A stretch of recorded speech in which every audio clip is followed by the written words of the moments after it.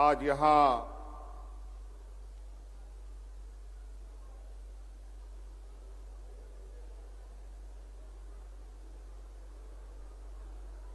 झारखंड का ऐतिहासिक और वीर भूमि भगवान बिरसा मुंडा के इस धरती पर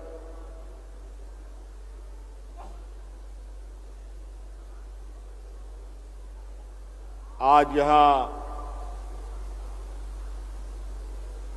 सरकार आपके द्वार के दूसरे चरण आपकी योजना आपकी सरकार आपके द्वार कार्यक्रम में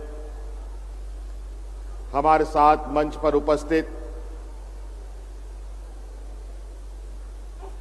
हमारे गठबंधन के मंत्री हमारे सहयोगी आदरणीय आलमगीर आलम साहब, हमारे मंत्रिमंडल के सहयोगी बड़े भाई सत्यानंद भोक्ता जी, यहां उपस्थित जिले के सभी वरीय पदाधिकारीगण और विशेषकर आज इस वीर भूमि के विभिन्न प्रखंडों से, पंचायतों से, गांव से आए हुए आप सभी हमारे ग्रामीणों, किसान भाइयों, माताएं, बहनें, नौजवान साथी, बड़े बुजुर्ग, हमारे छात्र छात्राएं, सर्वप्रथम मैं अपनी ओर से आप सबका इस कार्यक्रम को सफल बनाने के लिए बहुत बहुत आभार प्रकट करते हुए अपनी ओर से जोहार करता हूं।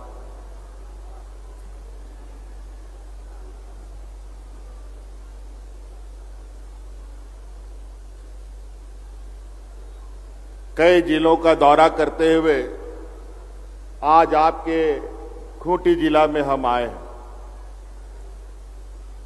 आपकी योजना, आपकी सरकार, आपके द्वार कार्यक्रम कैसा चल रहा है, इस पर लोगों का रुझान कैसा है, लोगों को इसका लाभ मिल रहा है कि नहीं मिल रहा है, इसका जायजा लेने के लिए हम आए हैं। वैसे तो ये 12 तारीख से ये कार्यक्रम शुभारंभ हुआ है और आपके जिले में भी विभिन्न पंचायतों में, विभिन्न प्रखंडों में, विभिन्न गांवों में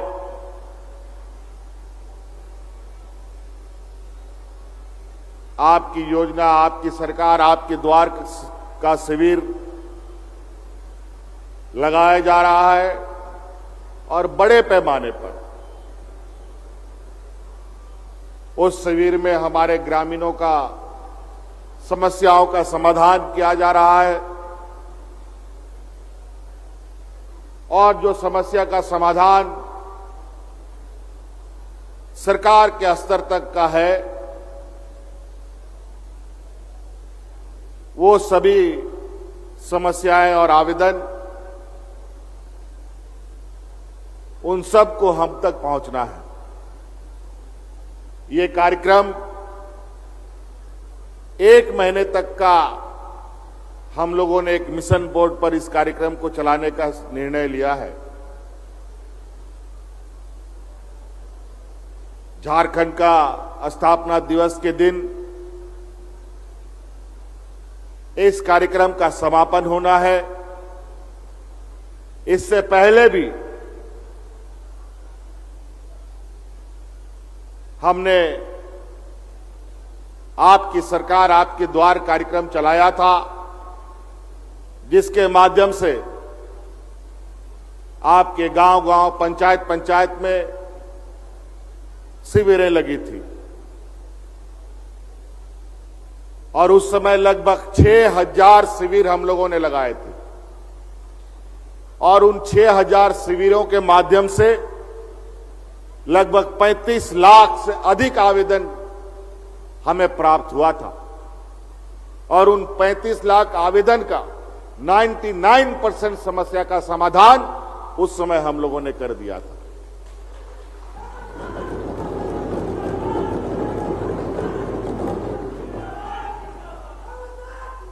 और उस समय भी कई योजना लेकर के ये शिविरें लगी थी। सर्वजन पेंशन जैसे महत्वाकांक्षी योजना। झारखंड ये पहला राज्य है जहां इस राज्य के हर बुजुर्ग को पेंशन देने का संकल्प और कानून बना है।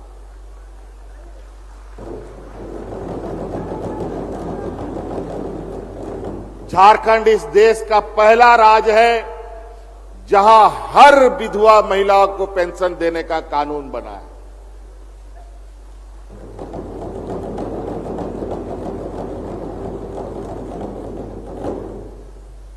विकलांग हो, एकल महिला हो, सबको पेंशन से हम लोगों ने आच्छादित किया। कई चीजों में आज ये वर्तमान में ये झारखंड देश के अव्वल राज्यों के दौड़ में शामिल होने की तैयारी कर रहा है। जहां ये राज्य सबसे पिछड़े राज्य में गिना जाता है, आज लगातार सरकार के कार्य योजनाओं का लाभ हम ग्रामीणों तक पहुंचा करके देने का हम लोगों ने संकल्प बनाया है। आप सब लोगों को मालूम है कि हमारा ये झारखंड नदी, नाला, पहाड़, झरना बहुत ही ऊंचा नीचा, गढ़ा ढोड़ा हम लोगों का गांव देहात सब भी उसी तरीके का बसा हुआ है। हमारा गांव इतना ऊंचा ऊंचा, इतना दूर दराज पर है,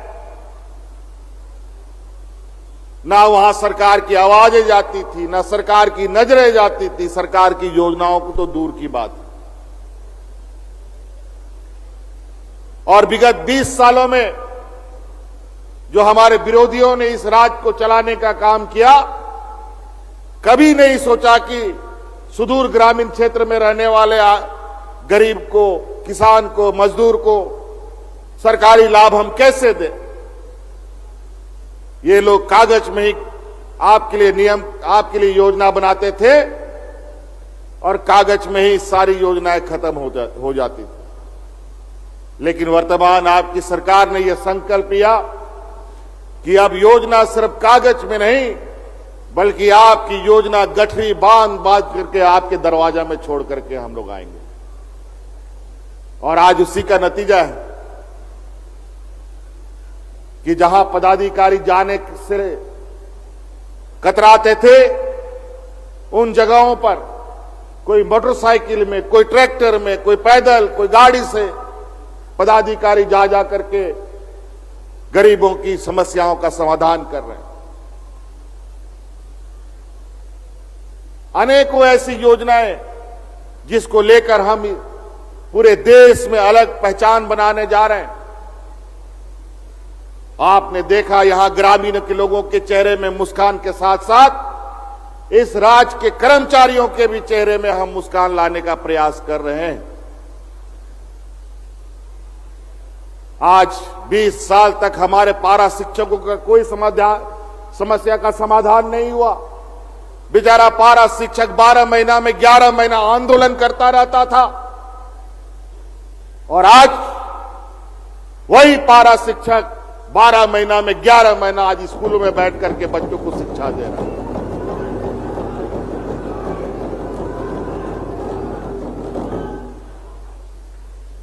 आज हमारे इस राज्य में बड़े पैमाने पर हमारे मिशन भाइयों का स्कूल आज से नहीं 50-100 साल से चला आ रहा है।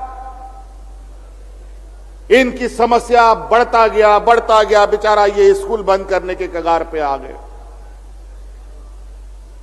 सरकार बनने के बाद उन मिशन स्कूलों की भी कई बड़ी बड़ी समस्याओं का समाधान हम लोगों ने किया है।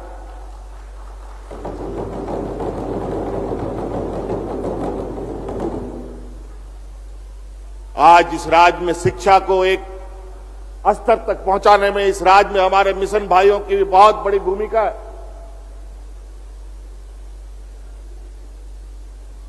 आज उनकी वजूद को खतरे में डाल दिया गया था। आज पुनः ये व्यवस्था अपना अस्तित्व संभालने में कामयाब रहा है। कई ऐसी चीजें, देश में ये पहला राज्य है जहां यहां के कर्मचारियों के लिए पुराना पेंशन स्कीम हम लोगों ने लागू करने का काम किया।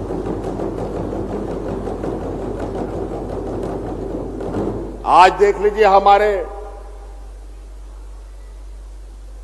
सुरक्षा में तैनात यहां सिपाही कर्मी बेचारे, पिछले 5 साल में इनके साथ 20 सालों में क्या दुर्गंजन नहीं हुआ।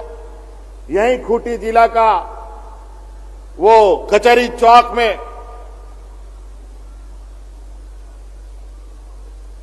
हमारा पूरा राज्य का दौरा चल रहा था। पूरा झमाझम बारिश के बीच में हजारों की संख्या में लोगों का हुजूम और सिपाहियों का हुजूम भी बेचारा। इनके लिए भी दिन रात इनको खटाने का काम तो जरूर सरकार किया, लेकिन इनको सम्मानित और प्रोत्साहित करने का काम कभी भी नहीं। हमारे यहां पर सहायक पुलिसकर्मी सब गलत तरीके से इनको नियुक्त करके इनके भविष्य को अंधकार में डाल देने का इन लोगों ने काम किया। आज बेचारा दिन भर इस चिंता में जी रहे थे कि आज नहीं कल आप नौकरी से निकाले जाएंगे। ना कोई नियम बना, ना कानून बना, और नियुक्ति करके इन लोगों को सड़क पर उतार दिया। आज उन सभी सहायक पुलिसकर्मियों के लिए भी हम लोग सम्मानजनक रास्ता निकालने के प्रयास में है, और अभी इनको कोई निकालने नहीं जा रहा। कई ऐसी चीजें,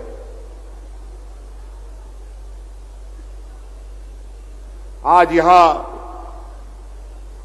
हमारे बच्चियों को सावित्रीबाई फूले किशोरी समृद्धि योजना से आच्छादित हम कर रहे हैं। सावित्रीबाई फूले वो महिला शिक्षिका थी जिसको शिक्षा जगत में पहली महिला शिक्षक बनी, और उसका इतना पुरजोर विरोध कुछ जातियों ने किया, कुछ वर्गों ने किया, कि जब वो फूलेबाई सावित्री बच्चों को पढ़ाने जाती थी तो उनको पत्थरों से, कीचड़ों से, गोबरों से रास्ते में रोड़ा डाल करके उसके ऊपर फेंका जाता था, क्योंकि बेचारी वो दलित महिला थी। शिक्षिका कैसे बन गई, उसको अपने पेशे से हटाने का पुरजोर कुछ ताकतों ने लगाया था। आज उसी के सम्मान पर हम लोगों ने एक योजना प्रारंभ किया है, और इस सावित्रीबाई फूले योजना के माध्यम से हमारा 3 लाख बच्चियों को इससे जोड़ने का हमारा संकल्प है। 3 लाख बच्चियों को हम इससे जोड़ेंगे।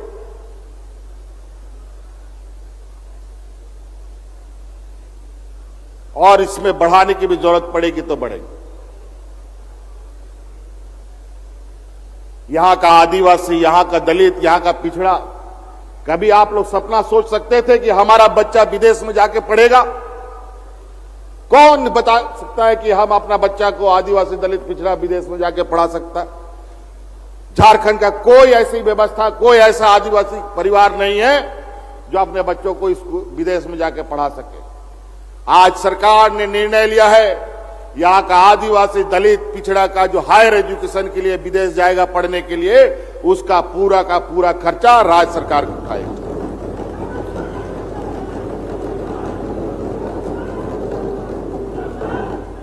कई ऐसी चीजें हैं, और खूंटी जिला तो हमारे लिए बहुत ऐतिहासिक जिलों में से एक है। ये एक ऐसा वीर पुरुष की जन्मस्थल है जिसको देख देख करके हम लोग आज तक यहां तक चल के आए हैं, और आने वाला पीढ़ी भी उनके इस जन्म और जन्मभूमि को देखकर और उनके मार्गदर्शन को याद करता रहेगा। आज इस जिले में, चूंकि पहले भी हम लोगों ने कहा कि ये वीर भूमि है, ये एक ऐसा मिट्टी है जहां पर हमेशा से आंदोलन होता रहा, अपना हक अधिकार की लड़ाई के लिए। आदिवासी समाज का यह एक प्रतीक के रूप में यह जगह है। आज CNT-SPD को लेकर इस क्षेत्र में बड़े जोर से, इस पत्थलगड़ी को लेकर के बड़े जोर से यहां आंदोलन हुए थे और पत्थलगड़ी के इस आंदोलन में अनेक लोगों पर केस, कार्रवाई, मुकदमा हुआ था। हजारों लोग पर केस लादा गया था। आज जब पूर्व की सरकार थी उस समय यहां पर जो अत्याचार हुआ था वो किसी से छुपा नहीं है। और हमारी सरकार बनने के बाद सबसे पहले हमने घोषणा किया था कि यहां पर जितने भी पत्थलगड़ी के केस हैं सबको वापस लिया जाएगा और CNT-SPD के केस को वापस लिया जाएगा। और आज हर्ष के साथ ये बताना पड़ रहा है, खूंटी जिला का जितना भी पत्थलगड़ी का केस था वो सारा का सारा वापस हो गया, उसको खत्म कर दिया गया।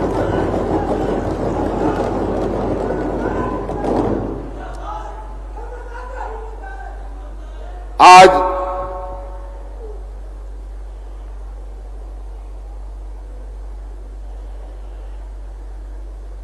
हम लोग बस आप लोगों के बीच में, वैसे तो हर पंचायत में, हर प्रखंड में, हर गली मोहल्ले में इस शिविर को लगना है। यहां पर हम लोग उसकी गति देखने और लोगों को के बीच में जो संदेश जा रहा है उसको समझने के लिए आए हैं। योजनाओं को गिनाना शुरू करेंगे तो दिन भर भी कम पड़ेगा। आज हम लोगों ने यहां कर्रा में किसान पाठशाला का उद्घाटन किया है।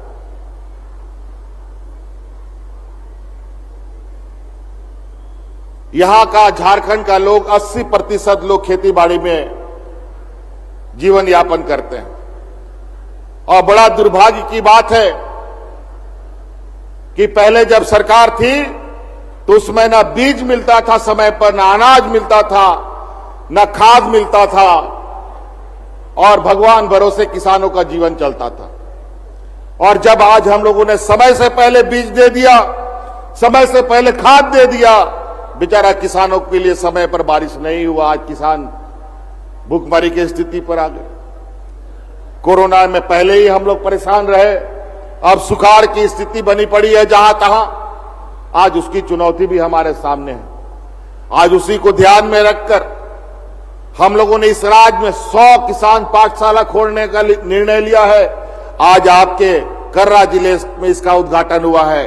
और वर्तमान वायुमंडल के परिवर्तन से क्या क्या हम किसानों को लाभ दे सकते हैं, वक्त बेवक्त जो मौसम बदलता है, समय पर बारिश नहीं होता है, कम बारिश होता है, अधिक बारिश होता है, ऐसे स्थिति में किसान कैसे काम करेंगे, इन सब का आपको वहां पर प्रशिक्षण दिया जाएगा।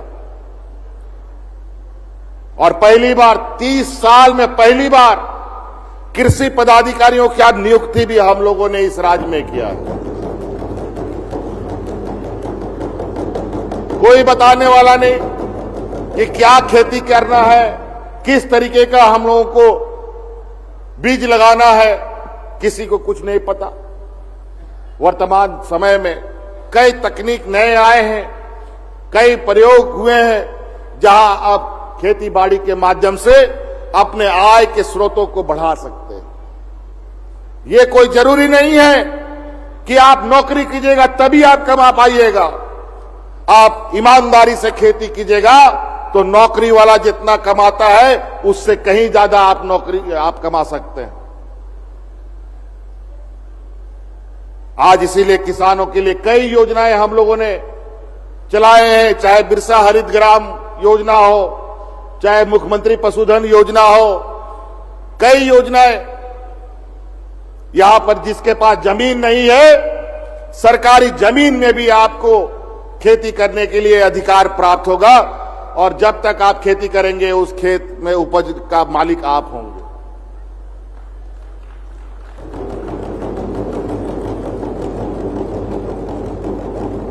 तो कई ऐसी चीजें, इसलिए हम लोगों ने शिविर आपके पंचायत में लगाया है। आप लोग समझिए, आइए, आपके लिए सरकार, आप लोग बैंक में जाइएगा, कोई मदद नहीं करेगा। सरकार बैंक बन करके आपके बीच में आई है। आपको खेती करना है, खेती के लिए मुर्गी पालना है, बकरी पालना है, सुअर पालना है, गाय पालना है, खेती बाड़ी करना है, जो करना है आपको, उसके लिए सरकार मदद करने के लिए तैयार है। चाहे वो महिला हो, चाहे वो पुरुष हो, चाहे वो नौजवान हो। कृषि के अलावा मुख्यमंत्री रोजगार सृजन योजना के माध्यम से हमारे लोगों को उस योजना के तहत भी आप नए तरीके से अपने जीवन यापन और स्वरोजगार उत्पन्न कर सकते हैं। सरकार आपको बड़े पैमाने पर, चाहे आप बोलेरो गाड़ी खरीदिए, चाहे ट्रैक्टर खरीदिए, चाहे पिकअप खरीदिए, चाहे टेम्पो खरीदिए, चाहे राशन दुकान चलाइए, चाहे जूता दुकान चलाइए, चाहे सैलून चलाइए, चाहे मोबाइल दुकान चलाओ, कुछ भी चलाने का आपको इच्छा है, उसके लिए सरकार के पास आवेदन दीजिए। आपको आर्थिक रूप से सहायता करेगी और आप अपना स्वरोजगार उत्पन्न कर सकते हैं, जो आपको इच्छा है।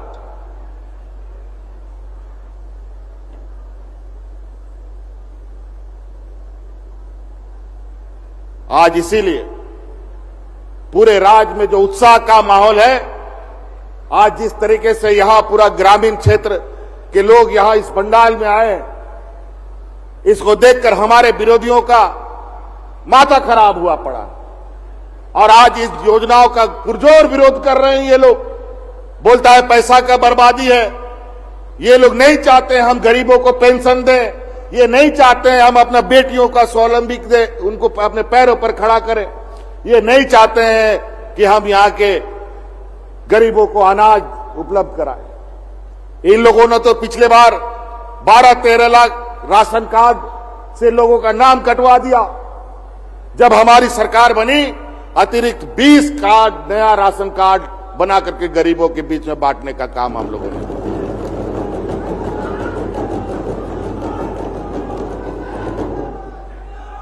और बड़ा अजीब हो गया है आज के दिन में, जब हम गरीबों को अतिरिक्त अपने राज्य अपने खर्चे से राशन देने का निर्णय ले रही है और कार्ड बना के दिया, तो एफसीआई भारत सरकार से हमें समय पर आवंटन नहीं मिलता। कभी 1 महीना, कहीं 2 महीना आगे पीछे कर देता है। पैसा देने के बावजूद भी हमें अनाज नहीं देता, ताकि ये योजनाओं के माध्यम से ये सरकार को ये बदनाम कर सके। क्यों नहीं इन लोगों ने इतने 20 सालों में अतिरिक्त राशन बना ना करके राशन से न लोगों का नाम काट दिया? क्यों सर्जन पेंशन नहीं दिया लोगों को? क्या गरीबी के बारे में यहां के लोगों को नहीं मालूम था? यहां के नेताओं को, यहां के हमारे विरोधियों को नहीं मालूम था? सिर्फ हिंदू, मुस्लिम, सिख, ईसाई करा करके एक दूसरे को लड़वाओ, यही इनकी राजनीति है, यही इनकी षड्यंत्र है।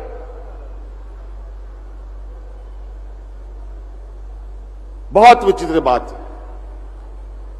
20 सालों में इस राज्य को कब्र बना दिया इन लोगों ने। नौजवानों की नियुक्ति को लेकर पूरे भविष्य उनकी खराब कर दी।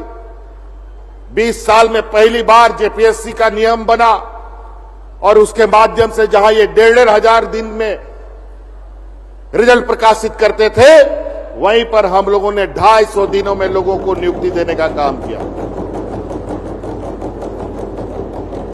और आपको जानकर खुशी होगा, इस बार जो जेपीएससी के माध्यम से हमारे बच्चे यहां पर बीडीओ, सीओ और कलेक्टर बनकर के तैनात हुए हैं, उन 250 बच्चों में 33 बच्चे ऐसे निकले जो एपीएल और बीपीएल और किसान के घर से आते थे।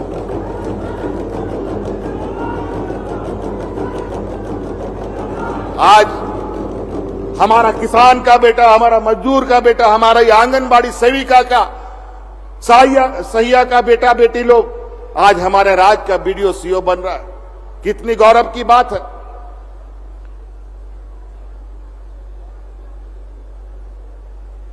हमारा ग्रामीण क्षेत्र में जो हमारे बच्चे पढ़ते हैं, उन सब बच्चों को आज के प्रतिस्पर्धा में कंपटीशन को लेकर प्राइवेट स्कूलों के लिए चिंतित रहते हैं, लेकिन पैसा के अभाव में प्राइवेट स्कूल में जा नहीं पाते हैं। आप चिंता ना करें, हम लोग भी अब सरकारी स्कूल ऐसे बनाने जा रहे हैं जो प्राइवेट स्कूल से भी बेहतर हम लोग बनाने की तैयारी में, और हर जगह काम चल रहा है। अगला सेशन से इसको प्रारंभ करने का हमारा निर्णय है, और उस स्कूल में जो शिक्षक पढ़ाएगा उन सभी शिक्षकों का हम लोग ट्रेनिंग IIM में करवा रहे हैं, और फ्री में पढ़ेंगे हमारे बच्चे। पूरा इंग्लिश मीडियम और जो CBSE और ICSE और जो बड़े बड़े प्राइवेट स्कूल में पढ़ाई जाती है, उस तरीके के कोर्सेज उसमें पढ़ाए जाएंगे। हमारा खूंटी, गुमला, सिमडेगा, इस तरफ के क्षेत्र में बच्चियां बहुत होनहार हैं। हमारी बच्चियां बड़े तेजी से वर्तमान सरकार बनने के बाद देश विदेश में खेल के माध्यम से भी अपना परचम लहरा रही हैं। आज हमारे इधर खूंटी, गुमला, सिमडेगा में बच्चियां क्रिकेट बहुत दिलो जान से खेलती हैं। यहां पर कल कई प्रतियोगिता तो हम लोगों ने सिमडेगा में संपन्न किया ही, साथ साथ में आपको मालूम होगा हमारे वीर शहीद पोटो हो के नाम पर पंचायत में खेल का मैदान भी तैयार हो रहा है, और आज के खूंटी जिले में 2 स्टोटरफ का स्टेडियम बन के तैयार हुआ है, एक और बनने की तैयारी में है। कई ऐसी चीजें हैं। आपका यहां पर्यटन को लेकर के भी हमारा खूंटी जिला काफी प्रचलित है। आपको खबरों के माध्यम से, व्हाट्सएप के माध्यम से आपने देखा होगा, कभी हम लोग लतरातू डैम में भी पहुंचे हैं, कभी आपका पेरवा घाट भी मैं जाके आया हूं। इतना खूबसूरत जगह, मानो स्वर्ग ही यही धरती पर आके गिरा।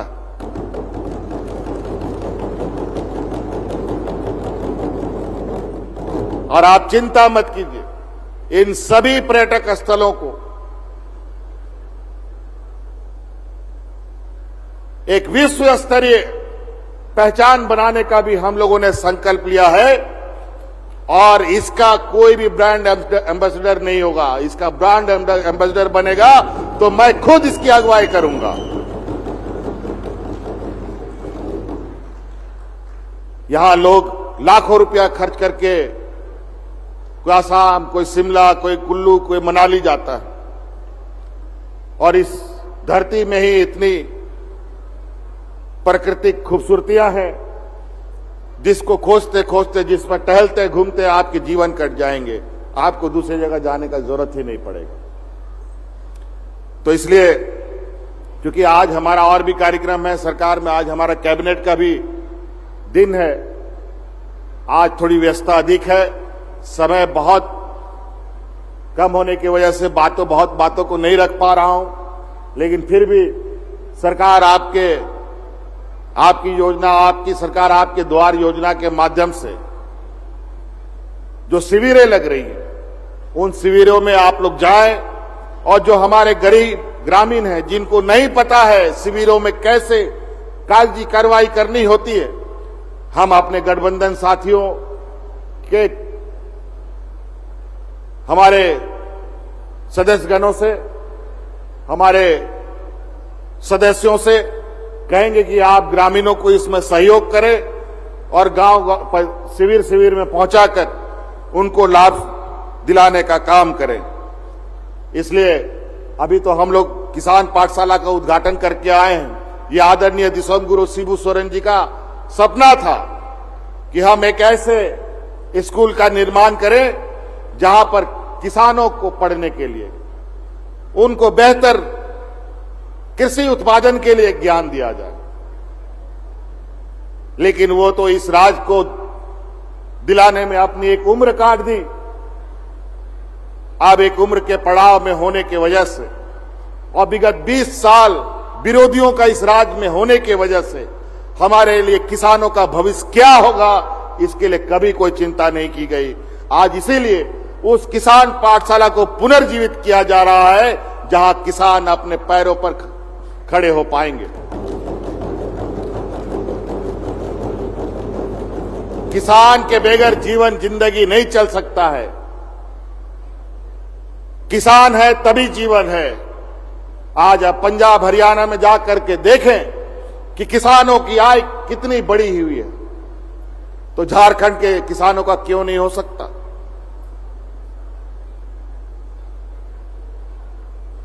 आज उसी उद्देश्य के साथ आज किसान पाठशाला को तो शिलान्यास उद्घाटन हम लोगों ने किया है। आज उस किसान पाठशाला के लिए विशेष रूप से मैं अलग से कार्यक्रम बना करके आपके उस पाठशाला में शामिल होऊंगा और विस्तृत रूप से इसका जो बृहद पैमाना है ये लोगों के सामने प्रदर्शित किया जाएगा, ताकि हमारे जो ग्रामीण क्षेत्र का जो अर्थव्यवस्था है उसमें मजबूती प्रदान की जा सके। और आपको सुनकर बहुत खुशी होगा कि कोरोना का जो हालत रहा वो तो आपके सामने था। सब घर द्वार में ताला लगा के बैठ गए, हाट बाजार गाड़ी मोटर सब बंद था। आज उसके कारण कितना कारखाना बंद हो गया, कितना बेरोजगार हो गए लोग देश में। हमारे मजदूर भाई अलग अलग राज्यों से पलायन कर गए और वापस आने के लिए मजबूर होना पड़ा। अभी भी अर्थव्यवस्था अपने पैरों पर खड़ा नहीं हो पाया। आज भी डॉलर के मुकाबले रुपया का स्थिति बद से बदतर दिन ब दिन हो रहा है। और ऐसे विकट परिस्थिति में भी कोरोना का मार आज के दिन में भी कई राज्य उससे उभर नहीं पा रहे हैं। और आज भारत सरकार की एजेंसी के द्वारा आकलन किया गया है कि गिने चुने राज्य में झारखंड एक ऐसा राज्य है जहां प्रति व्यक्ति में आय में बढ़ोतरी हो रही है।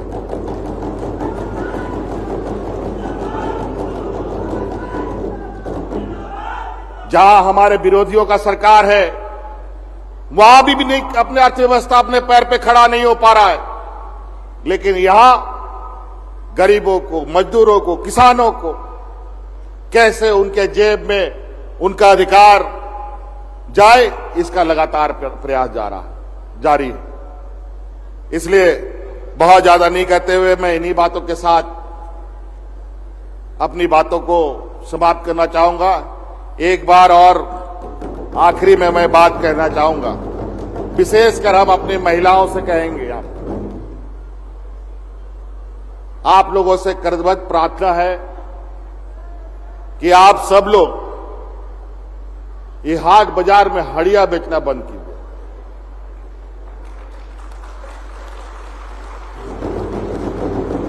आप लोग जो माथा में हड़िया लेके जाते हैं, उस हड़िया के जगह माथा में सरकार के लिए योजना लेके जाइए।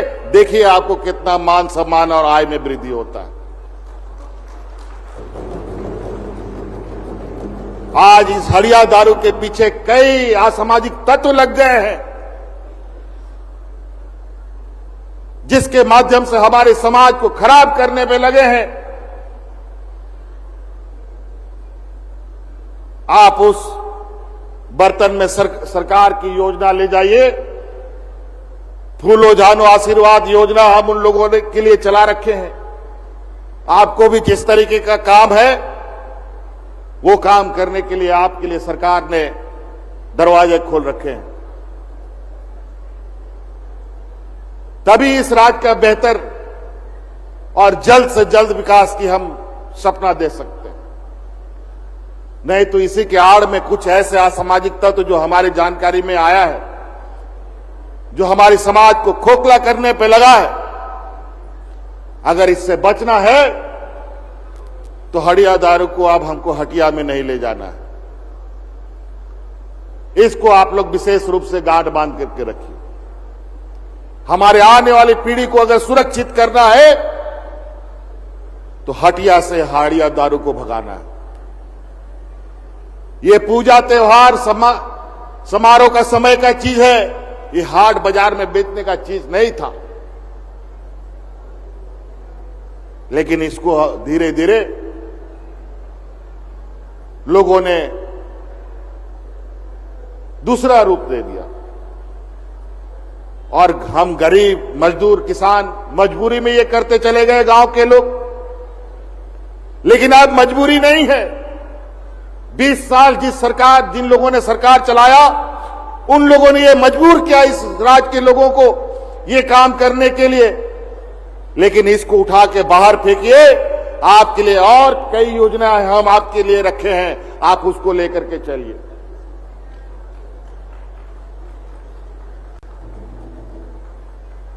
जो काम करना चाहते हैं, जगह जमीन नहीं है तो भी आप काम कर सकते हैं, बशर्ते आप उस योजना का लाभ लेने के लिए सरकार का हाथ दीजिए। आप एक हाथ दीजिएगा, सरकार दोनों हाथ से आपको पकड़ करके चलना सिखाने का काम करेगी।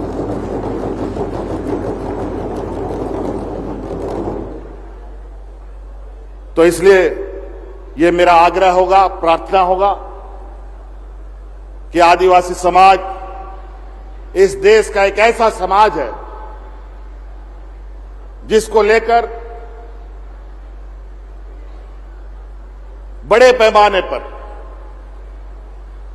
राजनीति भी होती है, वैज्ञानिक शोध भी किया जाता है,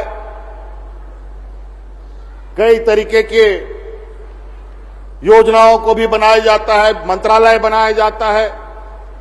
लेकिन वास्तविक रूप में आदिवासी कैसे खड़ा हो, इस पर कभी चिंता नहीं होता। आज हर एक योजना अगर आप देखेंगे सरकार ने जो बनाई है, वो विशुद्ध रूप से आप लोगों के लिए बनाया है। आज हमारे इस राज्य में लगभग 40% बच्चे कुपोषित पैदा होते हैं। 50% हमारी महिलाएं, बच्चियां खून की कमी का शिकार रहती हैं। क्यों? आप लोगों ने कभी ये बात सोचा है कि क्यों हमारे महिलाओं में खून की कमी होती है? वो इसलिए होता है क्योंकि हम लोगों ने अपने पूर्वजों की संपत्ति को बर्बाद कर दिया। आज से 25-30 साल 40 साल पीछे जाके देखिए, हमारे गांव में कितना गाय, गोरू, बकरी, मुर्गी हुआ करता था। लेकिन आज कितना बकरी, कितना गाय, कितना बैल, कितना भैंस, कितना बकरी है, गिनने से भी नहीं मिलेगा। गलती से मेहमान घर में आ गया, अगर उसको मीट भात खिलाना है तो बगल से मुर्गी या खस्सी का मीट लाना पड़ेगा, सुअर का मीट लाना पड़ेगा। और यही वजह है, जब दादा परदादा था तो दूध, दही, मीट, मुर्गा, अंडा घर घर में होता था, और वो अब सब खत्म हो गया।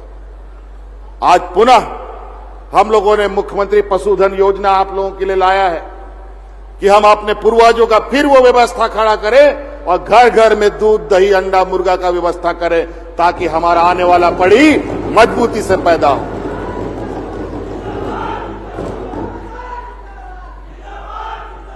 आज ये कुपोषण से निजात पाने के लिए नया नया दवाई और प्रयोग होते रहते हैं। अरे घर पे दूध, दही, अंडा, मीट, मछली होगा, परिवार स्वस्थ होगा तो आने वाला पीढ़ी भी स्वस्थ पैदा होगा। कोई दवा का जरूरत नहीं है।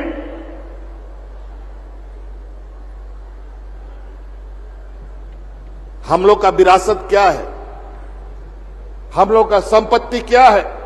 आदिवासी समाज के पास कौन सा बैंक में खाता भर भर के पैसा है, बोरा भर भर के आप लोग पैसा रखे हैं? आदिवासी समाज का जो पैसा है, जो संपत्ति है, जो बैंक बैलेंस होता है, यही खेत खलियान, गाय, गोरू, बकरी होता है। इसी से हमारा जीवन चलता है। इसको जोड़िए अपने साथ, इसको जोड़िए अपने साथ। देखिए ये आपको कितना दूर तक और कितने मजबूती से लेके जाएगा। हमारा भगवान बिरसा मुंडा, सिद्धू कान्हू, तिलका मांझी लोग था। ये लोग इतना बड़ा लंबा इतना बड़ा लड़ाई लड़ा, आंदोलन किया। उस समय भूखमरी नहीं थी।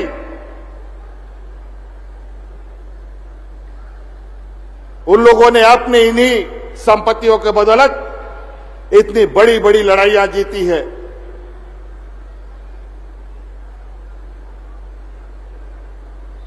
तो इसीलिए हम अपनी परंपरा, अपनी व्यवस्था को अगर छोड़ देंगे तो व्यवस्था से अगर आप बाहर निकल गए तो पेड़ से पत्ता जैसे टूट के गिर जाता है और सूख के खत्म हो जाता है, वैसे हम सब खत्म हो जाएंगे। इसलिए आप अपने जड़ों से जुड़े रहें और मजबूती से खड़े रहें और मजबूती प्रदान करें पूरे समाज को, आने वाली पीढ़ी को। इसीलिए मैं इन्हीं बातों के साथ अपनी बातों को समाप्त करना चाहूंगा। बहुत बहुत धन्यवाद सबको यहां आने के लिए। पुनः धन्यवाद। जोहार, जय हिंद, जय झारखंड। बहुत बहुत धन्यवाद। आदरणीय माननीय मुख्यमंत्री महोदय का आभार व्यक्त कीजिए जोरदार तालियों से।